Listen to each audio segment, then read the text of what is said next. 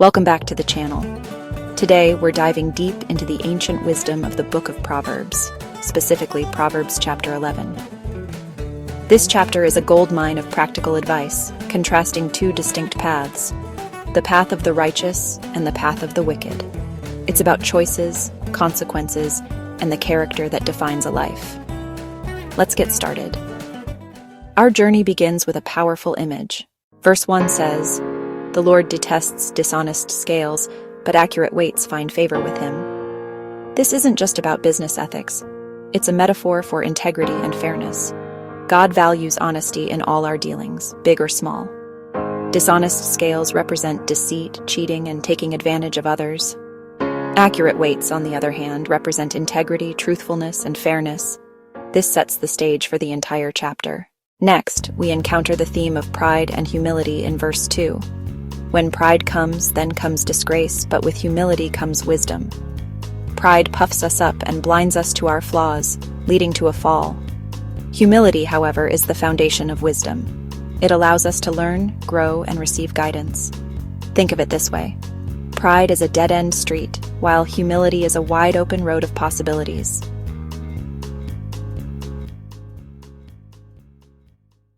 Verses 3 through 6 emphasize the power of integrity and righteousness.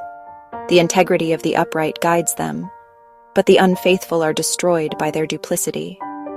Wealth is worthless in the day of wrath, but righteousness delivers from death. The righteousness of the blameless makes their paths straight, but the wicked are brought down by their own wickedness. The righteousness of the upright delivers them, but the unfaithful are trapped by evil desires. Righteousness isn't just about being good, it's a guiding force. It makes our path straight and protects us from the pitfalls of deceit and evil desires.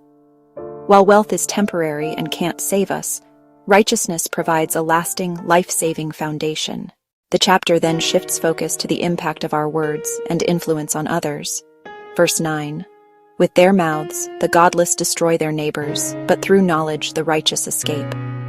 Verse 10, "When the righteous prosper, the city rejoices. When the wicked perish, there are shouts of joy." Title, V's verse 11. "Through the blessing of the upright a city is exalted, but by the mouth of the wicked it is destroyed." Verse 12. "Whoever derides their neighbor has no sense, but the one who has understanding holds their tongue." Verse 13. "A gossip betrays a confidence, but a trustworthy person keeps a secret." Our words have the power to build up or tear down. Gossip and derision are destructive, while wise, well-chosen words can bring blessings to a community. This is a powerful reminder to be mindful of what we say. Proverbs 11 also provides powerful insights into our role in the community. Verse 14, "For lack of guidance a nation falls, but victory is won through many advisors."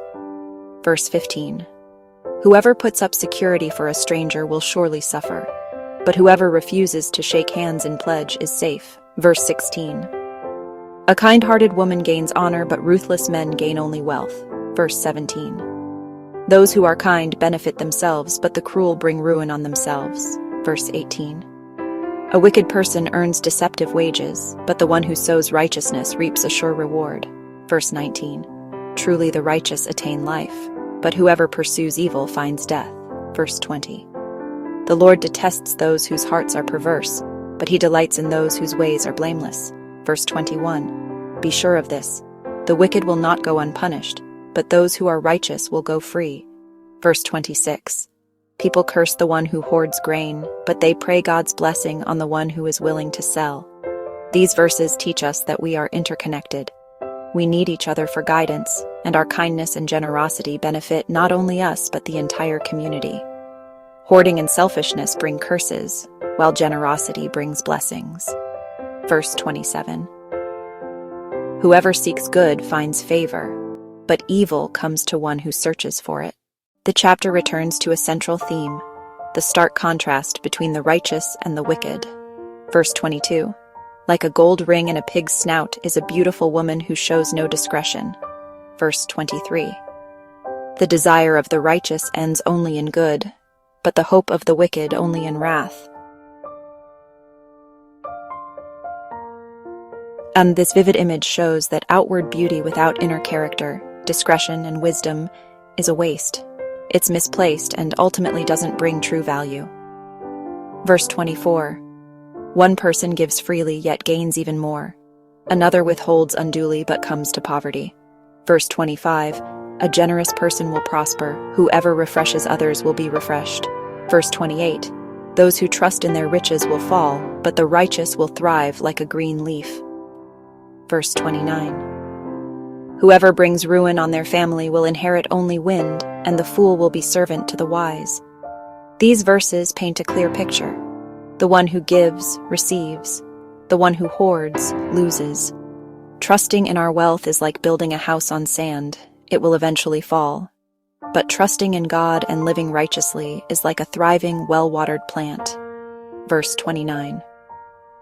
Whoever brings ruin on their family will inherit only wind, and the fool will be servant to the wise. We close with two powerful verses about the impact of our lives.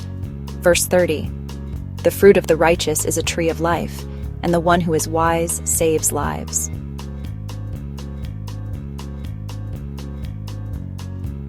The righteous leave a legacy of life. Their good deeds and wise guidance don't just benefit them, they save and bless others. Verse 31. If the righteous receive their due on earth, how much more the ungodly and the sinner? This final verse is a sobering reminder that there are consequences for our actions. If even the righteous face judgment and receive their just rewards, the ungodly and the sinner will surely not escape their due. So, what's the big takeaway from Proverbs chapter 11? It's a call to intentional living.